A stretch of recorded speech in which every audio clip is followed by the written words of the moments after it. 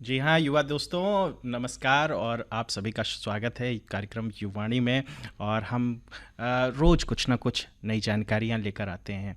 एक बहुत बड़ा अभियान पूरे भारत में शुरू है, चल रहा है, 10 फरवरी से चल रहा है। ये है फाइलेरिया उन्मूलन का अभियान। और भारत युवाओं का देश है, 60% से ज़्यादा आबादी भारत की युवा है। हमारा प्रदेश भी जनसंख्या के मामले में सबसे बड़ा प्रदेश है और यहाँ अगर हम देखें तो सबसे ज़्यादा युवा रहते हैं। तो सबसे पहला तो प्रश्न है युवाओं के सामने कि क्या उन्होंने फाइलेरिया की दवा खाई है, और अगर खाई है तो निश्चित तौर पर ये एक बहुत ख़तरनाक बीमारी है जिसकी जो मॉर्बिडिटी है वो बहुत ही घातक है। आप इससे बहुत दिनों तक प्रभावित हो सकते हैं। इसका प्रभाव धीरे धीरे पता चलता है।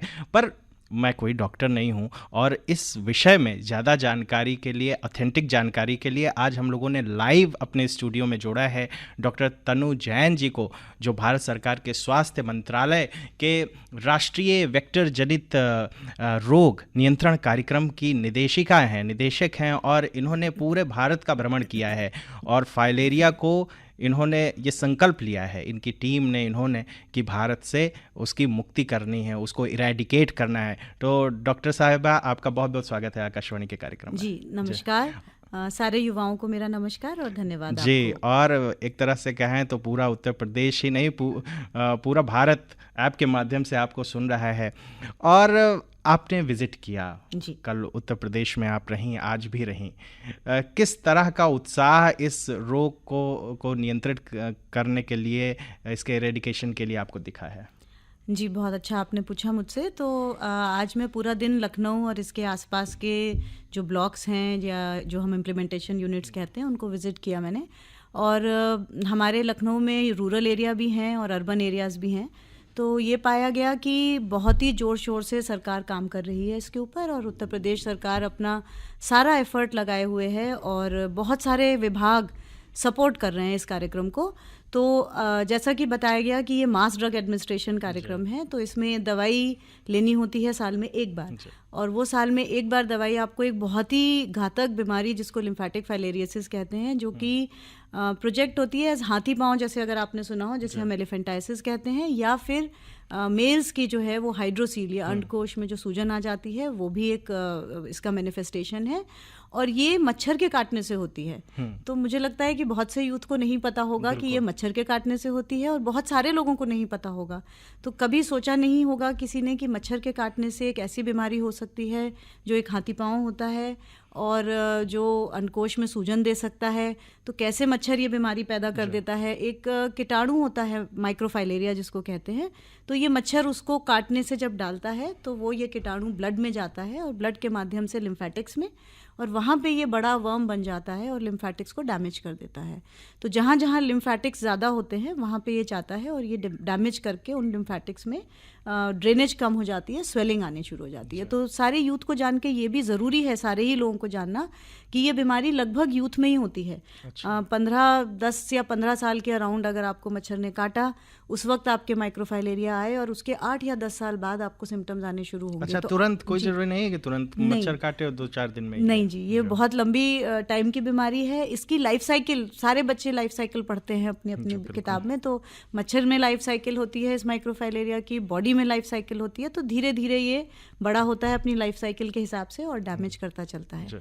और जो आपने मुझसे पूछा, लखनऊ में तो बहुत एंथुजियाज्म है, बहुत मेहनत से काम हो रहा है। और अभी हम पूरा दिन भ्रमण करके घर घर रुके हैं, जगह जगह रुके हैं, और गांव में भी गए और शहर में भी हम पूरा रुक के देखे हैं। तो कहीं कहीं पे ज़रूर डाउट हैं अभी लोगों के दिमाग में, तो I will be very happy कि मैं उनको क्लैरिफाई कर पाऊँ, ताकि यूथ भी हमारे साथ जुड़े और पूरा हमारे साथ उत्तर प्रदेश जुड़े और पूरा देश जुड़े यहाँ पे जहाँ जहाँ लिम्फेटिक फाइलेरियोसिस हो रहा है। जी। और आकाशवाणी से बड़ा प्लेटफॉर्म और कुछ भी नहीं हो सकता मास अवेयरनेस के लिए। सबसे पहले जब आप आई स्टूडियो में तो आपने पूछा कि आपने दवा खाई क्या?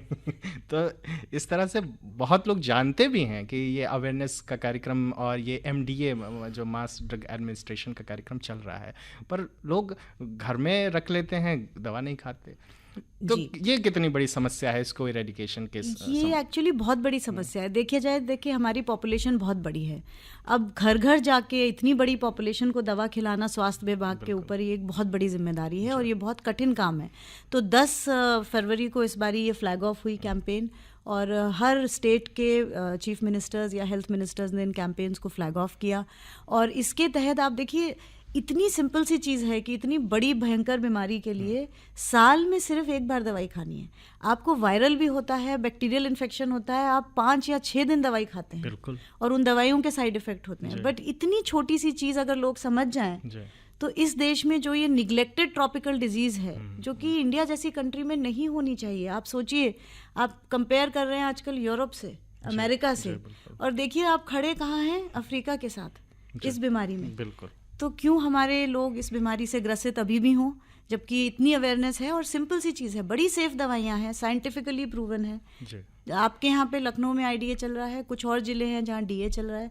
2 तरह की दवा होती है, एक 2 ड्रग कैंपेन होती है, एक 3 ड्रग होती है। जब 15 राउंड हो चुके और हम फिर भी ख़त्म नहीं कर पाए लिम्फेटिक फाइलेरियोसिस को, तो लोगों ने कहा चलिए एक दवाई और ऐड करते हैं।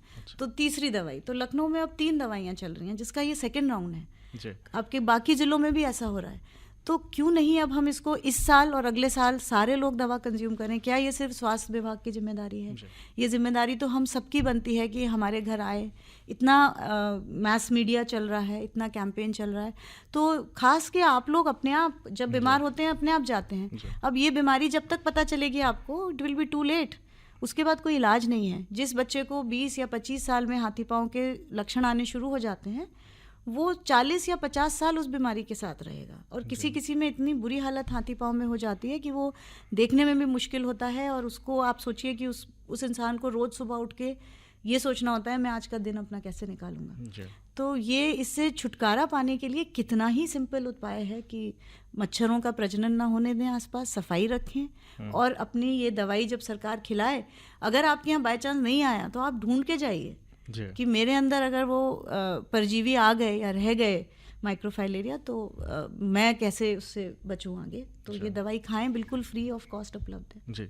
अच्छा मैडम, जो ये 10 फरवरी से ये अभियान चल रहा है, क्या इसकी अवधि को कुछ बढ़ाई गई है इस बीच? जी, तो आपके यहाँ पे मतलब हम जो कहते हैं, जो 20 राज्य हैं जिनमें कि ये लिम्फेटिक फाइलेरियोसिस कंट्री में है, और इसको हमारे माननीय स्वास्थ्य एवं परिवार कल्याण मंत्री डॉक्टर मनसुख मंडाविया जी ने प्रायोरिटी डिजीज़ कहा है फॉर एलिमिनेशन, और इसका हमारा टारगेट है 2027 तक एलिमिनेट करने का। तो हमने ये एक मुहिम नहीं लेके चले हैं मिशन मोड में कि इस बारी का जो हमारा राउंड है उसमें हमें 100% कवरेज चाहिए एलिजिबल पॉपुलेशन की। तो एलिजिबल पॉपुलेशन का मतलब 2 साल से छोटे बच्चों को नहीं देना है। जो 2 ड्रग्स होती हैं, बड़ी सिंपल सेफ ड्रग्स हैं। एल्बेंडाजोल है जो सबको पता है, हम कीड़ों के लिए खाते हैं, और एक डीसी है जो कि बहुत ही सेफ ड्रग है, छोटी छोटी सी गोलियां होती हैं। और जहाँ पे ट्रिपल ड्रग चल रहा है वहाँ आइवरमेक्टिन दी जा रही है, जो कि कोविड के टाइम में बहुत लोगों ने खाई है। बहुत सेफ दवाई है और एक ही बार लेनी होती है साल में। तो इसको ये है, क्योंकि हमें पॉपुलेशन कवर करनी है 90% से भी ऊपर, जिसमें कि लेस देन 2 इयर्स के बच्चे और प्रेग्नेंट लेडीज़ और आपके जो बहुत सिक हैं, जो बेड रिडन है। एक गलतफहमी मैंने आज देखी कि लोगों को ये लगता है कि हमें बीपी है या डायबिटीज़ है तो हम नहीं खा सकते। तो ऐसा नहीं है, वो भी खा सकते हैं। तो कवरेज बढ़ानी है, और क्योंकि ये राउंड जो है ना बहुत मेहनत से और बहुत इसमें एफर्ट लगता है, तो उसमें हमने सोचा है कि हर ज़िला और हर स्टेट अपना 1-1 हफ्ते का राउंड बढ़ा दें, ताकि जो लोग छूट गए हैं या जिनको देर से पता चला है उनको सबको कवरेज मिल जाए, ताकि कभी ऐसा ना हो कि किसी के भी, वो यूथ को हो चाहे कोई भी हो, उसके बढ़ते हुए कदम कभी भी रुकें और वो बढ़ते चलें, कभी लिम्फेडिमा या हाथी पाँव से ना सफ़र करें। जी बिल्कुल। डॉक्टर साहब, जो प्रश्न अब मैं पूछना